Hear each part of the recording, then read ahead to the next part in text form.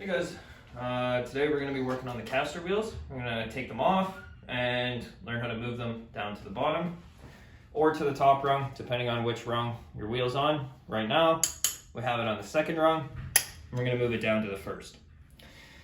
So you're going to need 2 half-inch wrenches, one to hold the bolt on one side, the other to hold the bolt on the other, and it really doesn't matter which one you start to turn, but whichever one you turn, make sure the other one is held very tight, or else all you're going to do is spin the bolts and nothing's going to happen. So, bolt's nice and loose now. Okay, you can work it with your hands now. It'll save you a lot of time. And as you pull the bolt out.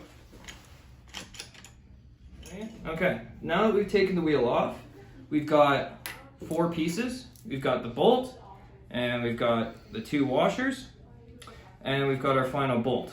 And these 2 washers, they're going to sit in between the wheel like that. We don't want them outside of the bracket. So what we're going to do is we're going to line up the wheel with the bottom hole, since that's what we're going for. We want to lower the wheel down to the bottom. And you place the bolt in with the hole lined up. And now that you're here, before you place the bolt fully in and you start tightening it, you get that second washer. Now this is where it gets a little dicey, requires a little bit of a steady hand. You're going to put this under the wheel and line it up with the hole that you want. And voila, we've got our wheel on. Now take our bolt, tighten her up with our fingers first to make it nice and easy for us. Then grab our wrenches and we tighten it up.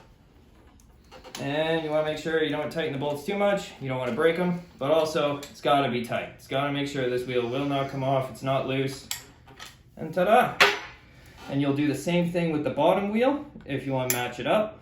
This could be if a client has a little too much hip flexion when they're sitting. You want to lower that hip flexion. So then you'll bring the wheels down lower, which raises the chair higher.